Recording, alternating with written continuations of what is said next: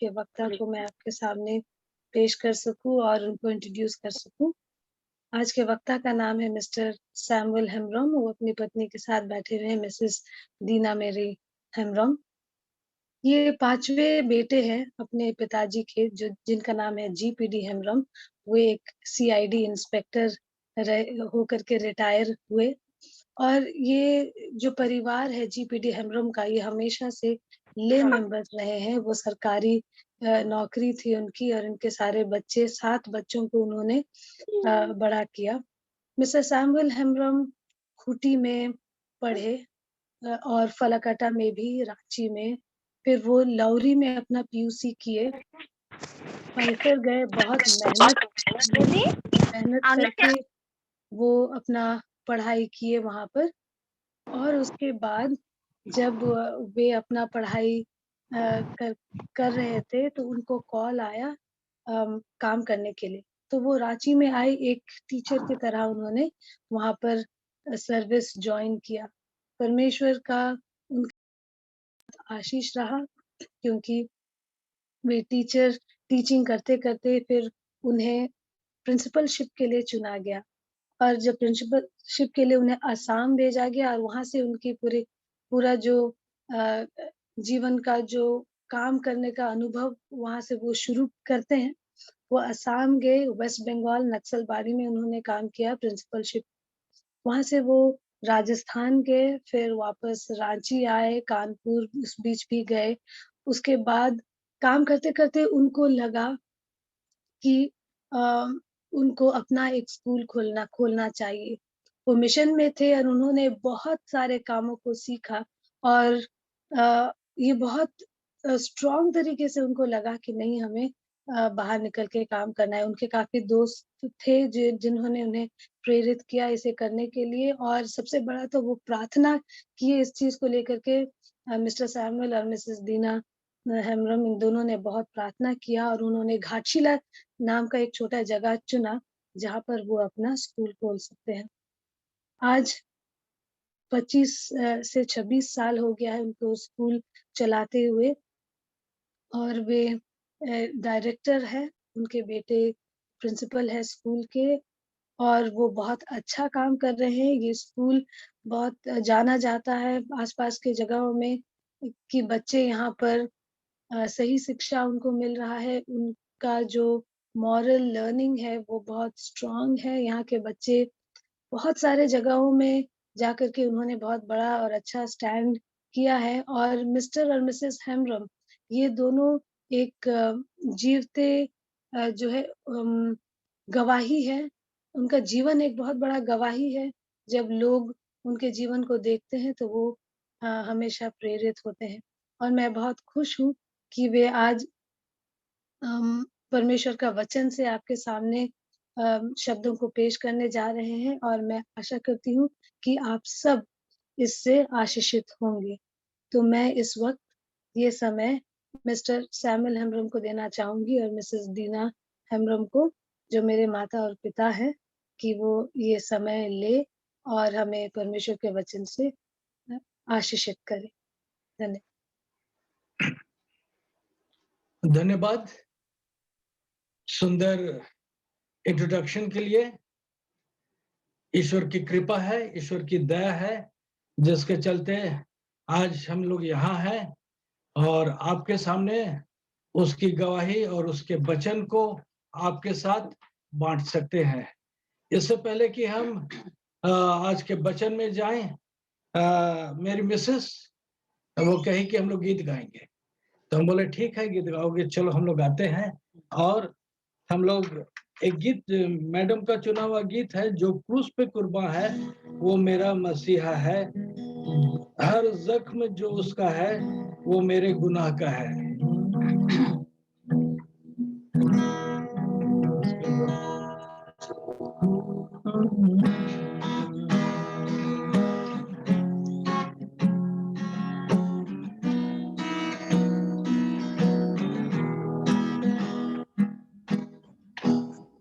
जो क्रूस पे कुर्बान है वो मेरा मसीहा है, जिसका है वो मेरा गुनाह का है, वो मेरे गुनाह का है, जो क्रूस पे कुर्बान है, वो मेरा मसीहा है, हर जख्म जो उसका है, वो मेरे गुनाह का है, वो मेरे गुनाह का है, जो क्रूस पे कुर्बान है। इस दुनिया में ले आए मेरे ही गुनाह उसको, मेरे ही गुनाह उसको, ये जुल्म सितम उस पर मैंने ही कराया, उस पे कुर्बान है, वो मेरा मसीहा है, हर जख्म जो उसका है, वो मेरे गुनाह का है, वो मेरे गुनाह का है, क्रूस पे कुर्बान। इंसान है वो कामिल और सच्चा खुदा और सच्चा खुदा है, वो प्यार का दरिया है, सच्चाई का रास्ता है, जो क्रूस पे कुर्बान है, वो मेरा मसीहा है, हर जख्म जो उसका है, मेरे गुनाह का है, वो मेरे गुनाह का है, क्रूस पे कुर्बान देने को मुझे जीवन, खुद मौत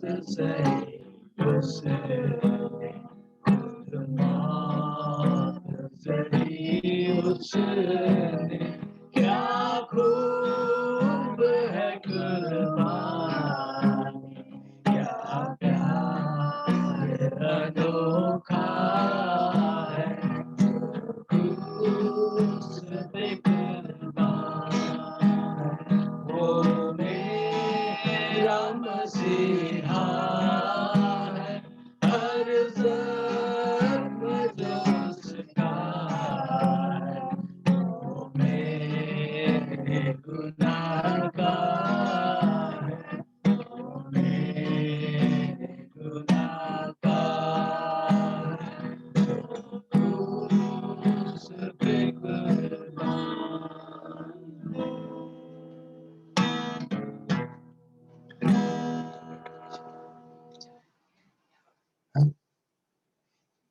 ठीक है बेटा।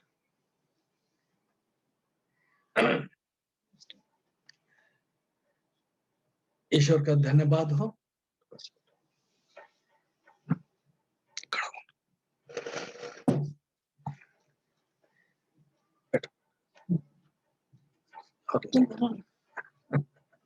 हम लोग एडजस्ट कर रहे हैं।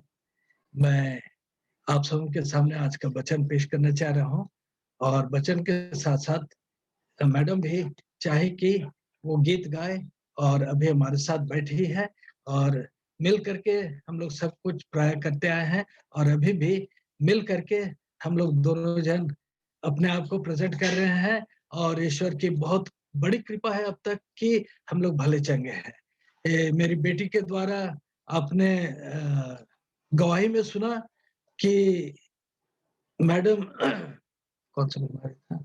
न्यूरोसर्कोसिस। हाँ, मैडम न्यूरोसर्कोसिस जो उनके दिमाग में बहुत सारे सिस्ट टेपवर्म जो पेट में था उसके द्वारा जो अंडा और अंडा से जो ओवम वगैरह होता था सब ब्लड के थ्रू से उसके दिमाग में था और 2009 में ये डिटेक्ट हुआ था और 2009 में डिटेक्ट होकर के हम लोग तो गिव अप कर दिए थे क्योंकि 2009-10 डिटोरिएट करते हुए हालत उसका गिरता रहा और 14, 15, 16, 17 बहुत ही बुरा रहता था। सीजर जब तब होता था, जब तब वो बेहोश हो जाती थी और सप्ताह में 2 बार 3 बार बेहोश होना कॉमन था।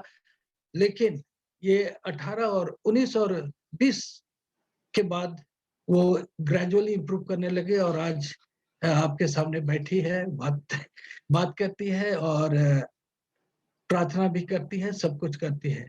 गीत गाते समय थोड़ा-सा वो स्केल मिस करती है, लेकिन आज का स्केल अच्छा था उसका और ठीक से गीत गाई है।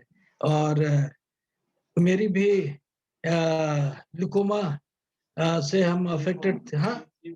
हाँ? लिम्फोमा सॉरी मैं लिकोमा और लिम्फोमा से सब समय कन्फ्यूज करता था। इस साल दिसंबर में मैं मेरा लिम्फोमा का नोट्स ये ये आर्मपिट में प्रकट हुआ था और वो ग्रेजुअली बढ़ता गया और जो डॉक्टर जॉर्ज जो पुणे में है मेरा वेलोर में है, वो मेरे भगना है।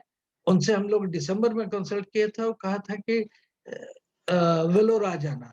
तो वेलोर जाने की तो तैयारी हो रही थी, लेकिन मार्च के बाद हम लोग स्कूल शुरू करके वेलोर जाने की बात कर रहे थे, लेकिन मार्च के बाद हम लोग वेलोर नहीं जा सके कि मार्च हम लोग का जो स्कूल का तारीख था 23 तारीख शुरू होने का और उसी दिन लॉकडाउन शुरू हो गया। तो हम लोगों ने उसी के साथ जोगाजोग किया, जोगाजोग करके जमशेदपुर में जो ऑन्कोलॉजिस्ट थे उनका वो वेलोर से कांटेक्ट किया और वेलोर से कांटेक्ट करके हमको बताया और हम उस ऑन्कोलॉजिस्ट के साथ मुलाकात किया और उसके अंडर में ट्रीटमेंट हुआ और ट्रीटमेंट हो करके आज हम भले चंगे हैं और तकलीफ था कीमो लेते समय काफी तकलीफ हुआ है, बहुत कमजोर हो गए थे, चलना फिरना उठना बैठना मुश्किल था, लेकिन ईश्वर की दया है कि मैं आज खड़ा हूँ, चल फिर सकता हूँ और ये ईश्वर की बड़ी कृपा है।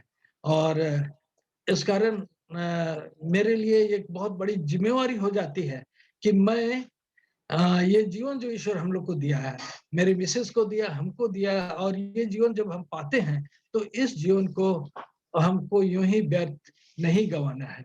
अद्भुत तरीके से हम घाटशिला में आए हैं, ईश्वर की अगुवाई थी और ईश्वर की अगुवाई का पालन करके दो 2000 नहीं 1900 1994 में हम लोग आई एम सॉरी हाँ, 1994 में हम लोग यहाँ लॉन्च किए थे। 1994 से जो कि हम लोग का घर दरवाजा कुछ नहीं था, रेंटेड हाउस था, हाउंटेड हाउस था और बहुत तकलीफ था, लेकिन ईश्वर उस हाउंटेड हाउस से अभी एक कैंपस में हमको ले आया है। स्कूल बिल्डिंग है और ज़मीन है, तो ये सब ईश्वर का वरदान है, ईश्वर की दया है, कृपा है और इस सारे प्रॉपर्टी में अभी हम लोग स्कूल चला रहे हैं, एफ़िलिएशन हमको नहीं मिला है, हम लोग कोशिश में हैं और इस सारी चीज़ों को मैं आपसे अर्ज़ी करूँगा कि विनती में रखिएगा। ये कठिन काम है, लोगों से मिलना, यहाँ-वहाँ जाना और लोग सही तरीके से कोई डायरेक्शन नहीं देते हैं, सीधा वो पैसा लेने चाहते हैं। हम लोग पैसा दिए भी हैं, लेकिन काम नहीं हुआ। लेकिन आशा करते हैं इस साल हम लोग विनती प्रार्थना के साथ ये काम जो स्कूल के लिए होना है, हम करेंगे। और इस सारी चीज़ों के लिए मैं आपसे अनुरोध करता हूँ कि जब कभी आप प्रार्थना करेंगे तो हमारे स्कूल को अर्बाइन एडवेंटिस्ट स्कूल को याद करेंगे। अभी इस स्कूल में मैं और मेरे मैडम जो थे हम लोग रिटायर्ड मेंबर के जैसा हम लोग घर में रहते हैं। चूँकि मेरा बीमारी था और हमको पब्लिक में हमको जाना ठीक नहीं है क्योंकि बदन कमज़ोर है और कब इस कोरोना काल में मुझ पर तकलीफ हो जाएगा, मैडम पर तकलीफ हो जाएगा, हम लोग घर में रहते हैं। मेरा बेटा जॉर्ज हेम्ब्रम और उसकी बहू मेघा जॉर्ज हेम्ब्रम और लड़की जेनेल हेम्ब्रम, जेनेल टुडू और मरविन टुडू, इन 4 जनों के नेतृत्व में स्कूल चल रहा है। मैं स्कूल के बारे में ज्यादा नहीं बोलना चाहता हूँ। मैं आज का जो संवाद है उस संवाद को आपके सामने रखना चाहता हूँ। संवाद रखने के पहले आइए हम प्रार्थना करेंगे।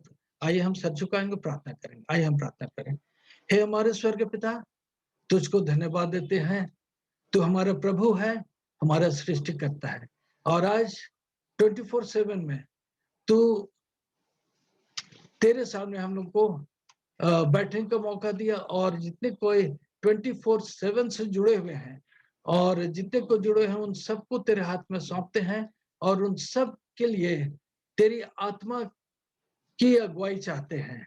और इस वक्त हम सब मेंबर जितने हैं सबके लिए प्रार्थना चाहते हैं, सब उनकी अगुवाई करते हैं। और अभी थोड़ी देर पहले हमको खबर मिली कि मिस्टर एंड मिसेस मसी प्रकाश एक्का दोनों बीमार हैं। 2 दिन पहले उनका हमने मैसेज सुना था, लेकिन आज खबर आ रहा है कि वो दोनों बीमार हैं। प्रभु, ये बीमारी हमारे जीवन, हमारे शरीर में ये शैतान का काम है। जब हम तेरे साथ जुड़े रहते हैं, तेरे काम में लगे रहते हैं, ये बीमारी शैतान हमारे जीवन में लाता है और हमको हताश, निराश करता है, डिस्करेज करता है। लेकिन प्रभु, जब तू हमारा प्रभु, हमारा मालिक है और हमारे साथ खड़ा रहता है, शैतान हमारा क्या बिगाड़ सकता है। इस वक्त मिस्टर मिसेस एका को भी तेरे हाथ में सौंपते हैं। उनको भी तूने बहुत अद्भुत तरीके से तेरे सेवकाई में आज लाया है। उनका बेटा बेटी और उनके बहू और दामाद और मिस्टर मिसेस एका सब मिल करके एक बहुत बड़ा काम लेकर के चल रहे हैं। उस काम को हम तेरे हाथ में सौंपते हैं और इस वक्त जब वे दोनों बीमार है प्रभु, इन पर तू अपनी चंगाई रूपी हाथ इस प्रकार रख। और जब हम प्रार्थना करते हैं, हम आधे मन से नहीं और शक और डाउट करके नहीं, हम जानते प्रभु तू हमारी प्रार्थना सुनता है। और इस वक्त जब हम प्रार्थना करते हैं, तू अपना हाथ इन दोनों के पे इस प्रकार रख कि ये बीमारी और तकलीफ और सब प्रकार के प्रॉब्लम से मुक्त किए जाएं और भले चंगे और स्वस्थ होकर के अपने काम में रह करके तेरे लिए और भी बड़ी गवाही में भाग ले सकते हैं। उनको तेरे हाथ में रख। और इस वक्त जब हम बात करेंगे प्रभु, इस बात में भी तेरा वचन और तेरी अगुवाई हो। हम और मेरा वचन सामने ना आए, बल्कि तू ही बोल और हम सब कोई सुनने वाले हो सके। यीशु के नाम से प्रार्थना मांगते, दया कर सुन और ग्रहण कर। आमीन। आज का जो हमारा बात मैं रखना चाहता हूं वो है पूरी संपूर्ण डेडिकेशन, संपूर्ण समर्पण, पूर्ण डेडिकेशन या संपूर्ण पूर्ण कंप्लीट डेडिकेशन या संपूर्ण समर्पण। तो हम लोग आज जब परमेश्वर का वचन सुनेंगे, मैं बाइबल टेक्स्ट सब समय खोलकर नहीं बताऊंगा, लेकिन थॉट को हम रखेंगे। और इस थॉट में मैं यही रखना चाहता हूं कि हम लोग जब इस दुनिया में जी रहे हैं और इस दुनिया में जब ईश्वर का, शैतान का अधिकार है और शैतान इस दुनिया में एक अंधकारमय स्वर्गदूत के जैसा शैतान काम कर रहा है और ईश्वर के बच्चों को जो उस पर विश्वास करते हैं और हम लोग जितने को यहाँ शामिल हुए हैं उस पर विश्वास करते हैं, उस पर समर्पित होते हैं, उन सब को तू बचाता है, तेरे रक्षा में रखता है। लेकिन शैतान ऐसा नहीं चाहता है। शैतान चाहता है कि हम और जितने भी हम उसके अनुयायी हैं, उसके पीछे करने वाले हैं, उस गरजते हुए सी की नाई हम पर वो टूट पड़ा है और वो चाहता है कि हमको क्या करे, नाश करे और समाप्त करे और अपने दल में ले जाकर के हमको भी नरक का अधिकारी बनाए। लेकिन यीशु मसीह के जीवन के द्वारा उसके क्रूस काट में चढ़ाए जाने के द्वारा, उसके मर जाने के द्वारा और सबत के दिन आराम और पहला दिन जी उठने के द्वारा हम सब कोई उसके राज के द्वारा, उसके राज के अधिकारी किए जाते हैं। और ये एक बहुत बड़ा वरदान हम लोग को देता है। हम प्रायः इस दुनिया में अपनी शक्ति, अपनी ताकत पर निर्भर करते हैं और अपनी शक्ति और अपनी ताकत के द्वारा सब काम करना चाहते हैं और सब काम में अपनी ही बड़ाई, अपनी ही महिमा। लेकिन ईश्वर हमें ऐसा नहीं करने सिखाता है। सबसे पहले वो हमको कहता है कि अपने आप को प्रभु में समर्पित करो, प्रभु में हमको इस प्रकार मिलाओ, इस प्रकार जोड़ो कि हम उसमें समर्पित होकर के उसके लिए काम कर सके। बाइबल में उदाहरण है जो उसके लिए काम किए और जो उससे जुड़े हुए थे। पूर्ण समर्पण अर्थात कंप्लीट डेडिकेशन, माने हमको उसमें बना रहना है, उसमें जुड़ा रहना है। अगर हम उसमें जुड़े नहीं रहते हैं तो हम एक झूठे मुंह से ऐसे बोल बाल करने वाले व्यक्ति होंगे और मेरे मुंह से सिर्फ बोली निकलेगी और मेरे मुंह से सिर्फ कुछ बातें निकलेगी, लेकिन उस बात का कोई था और उस बात का कोई असर नहीं होगा। ईश्वर नहीं चाहता है कि हम एक झूठे व्यक्ति के जैसा या झूठे भोजपक्ता के जैसा हम ऐसा बातें करें जो का कार्य नहीं होता है। जब हम उसके उसमें पूरे समर्पित होते हैं और दुनिया के हर एक चीजों को भूल जाते हैं कि दुनिया में क्या हो रही है, तो ऐसा हालत में हम उसके द्वारा खड़े किए जाते हैं और खड़े होकर के हम ऐसा मजबूत होते हैं कि हमारा कोई बिगाड़ने वाला नहीं है, ना शैतान बिगाड़ने वाला है। अब्राहम की बात हम लाने चाहते हैं। अब्राहम जो भी अन्य जातियों के बीच में था, लेकिन उस अन्य जातीय अवस्था में जिस देश में जब वो रहता था, उस अन्य जातीय हालत में ईश्वर उसको देखता था। ईश्वर हम लोग को अचानक नहीं बुलाता है। ईश्वर हमको अचानक कोई काम की जिम्मेवारी नहीं देता है। ईश्वर हमको देखता है। ईश्वर हमको जानता है और ईश्वर अब्राहम को जानता था। और चूंकि ईश्वर अब्राहम को जानता था और जब ईश्वर ने अब्राहम से पुकारा, अब्राहम को पुकारा और उसको बुलाया, तुम आओ मेरे साथ, और वो अपना ऊर देश छोड़ करके बिना क्वेश्चन किए ईश्वर के साथ आ गया। कितना समर्पित था, हम लोग उसके बीते इतिहास को नहीं जानते हैं, लेकिन जब ईश्वर ने उसको बुलाया वो आ गया। इसी से हम जानते हैं कि ईश्वर के साथ वो लगा हुआ था और वो समर्पित जीवन व्यतीत कर रहा था और ईश्वर के साथ आ गया और ईश्वर के साथ रह करके उसके साथ ऐसा जीवन बिताया कि अब्राहम का ईश्वर के साथ एक व्यक्तिगत जीवन था। वो लोग आपस में बातचीत करते थे और बातचीत करके हर एक दिन का जो जीवन था वो व्यतीत करते थे। उसी प्रकार आदम और हवा की बात हम लोग सबक स्कूल पाठ में पढ़ रहे हैं। आदम और हवा ईश्वर के साथ बहुत संपूर्ण और अच्छी तरीके से नया पृथ्वी में ईश्वर के साथ रहते थे। ईश्वर उनको कहा था उस पेड़ के वृक्ष में का फल जो भले और बुरे का ज्ञान का वृक्ष है उसमें से न खाना, और ईश्वर उनको कहा था। लेकिन आज के पाठ हम देखते हैं कि शैतान हवा शैतान के धोखे में आ जाती है और वो खा लेती है और वो आदम से भी वो खाने के लिए कहती है और वो लोग पाप में गिर जाते हैं। ईश्वर उनसे शाम को जैसा मिलता था आज भी मिलने आया, लेकिन हंसी खुशी तरीके से आदम और हवा ईश्वर का इंतजार नहीं कर रहे थे।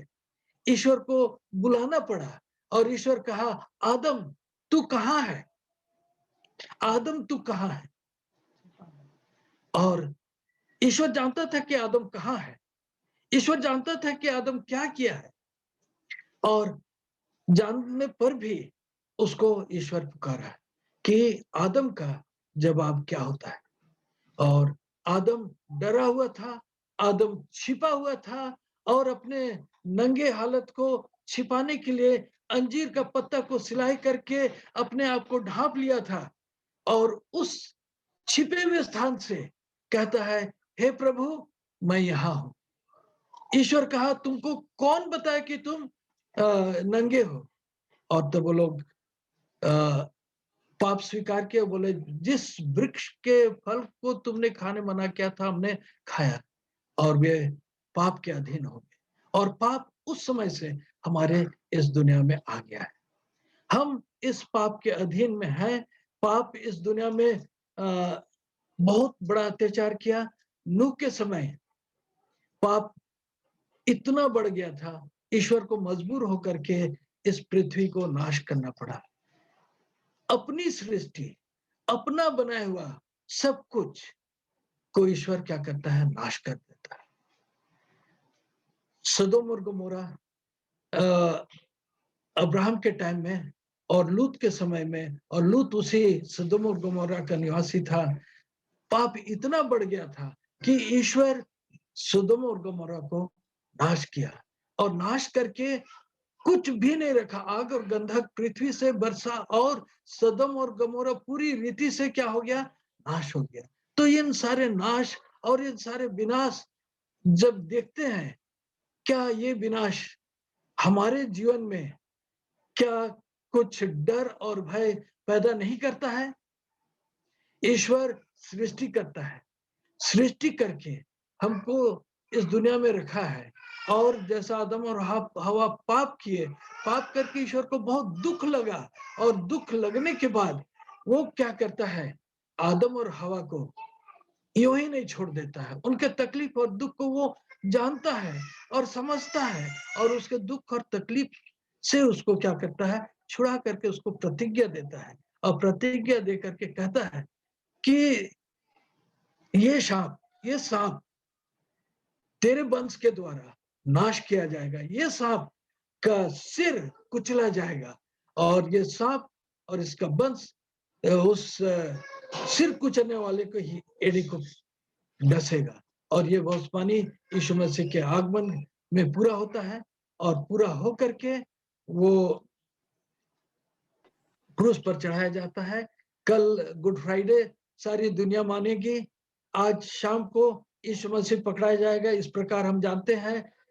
इतिहास के अनुसार ये दिन सही है, कल का दिन भी सही है, लेकिन किस समय और कब ये हुआ था सही नहीं है। ये एक पर्व और त्योहार हमारे लिए रख दिया गया है। इस पर्व और त्योहार में यीशु मसीह आज के दिन पकड़े जाते हैं और सारा रात उन पर ये चलता है, ट्रायल्स चलता है और वो शाम के समय जब क्रूस पर चढ़ाए जाते हैं तो मर जाते हैं, क्रूस से उतारे जाते हैं, कब्र में डाले जाते हैं और पहला दिन जी उठते हैं। दुनिया इसको बहुत अद्भुत रीति से मानती है और दुख तकलीफ और शोक और एक दिन का शोक और एक दिन के तकलीफ और पूरे एक महीना का बहुत स्पेशल गिरजा विनती प्रार्थना करके इस महीना को बिताती है। लेकिन हमारा वो तरीका नहीं है। हम आज और कल और हर एक दिन प्रभु के नाम में अपने आप को समर्पित करके और उसकी उस मौत को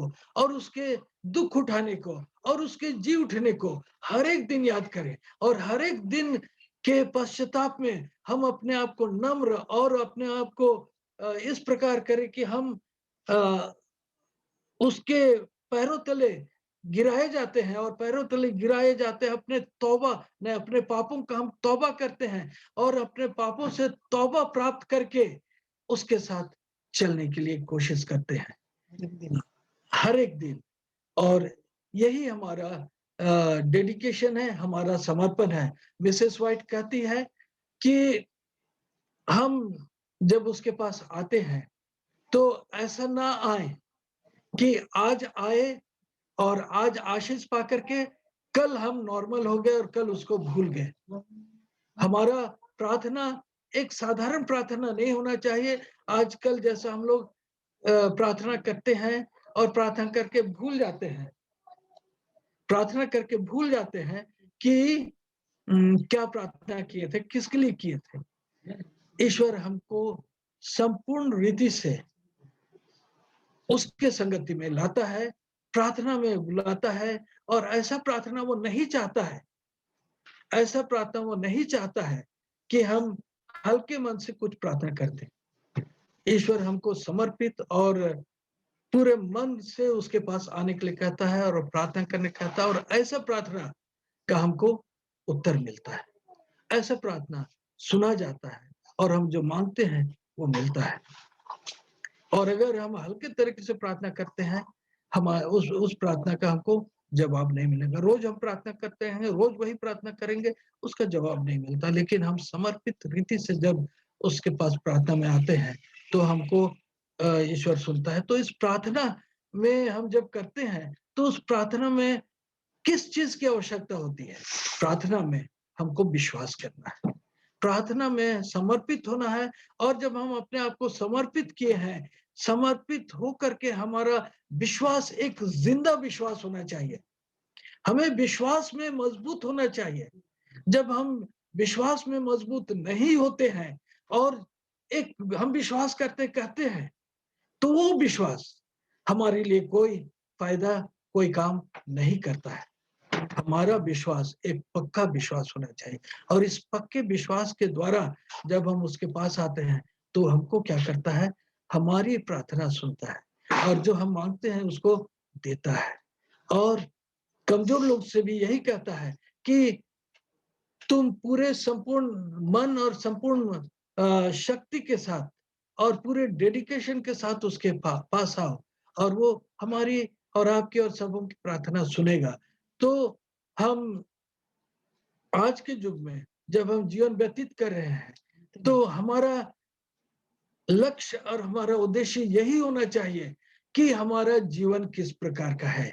क्या मेरा जीवन समर्पित जीवन है? क्या मेरा जीवन हर एक दिन उसके वेदी में हम आ करके अपने आप को झुकाते हैं, और क्या हम उसके द्वारा आशीष पा करके हर एक दिन की शक्ति लेकर के आगे बढ़ते हैं? क्या हम उसके द्वारा चलाए जाते हैं? ये सारी चीजें हमारे इस जीवन में और इस अंतिम समय में मायने रखता है।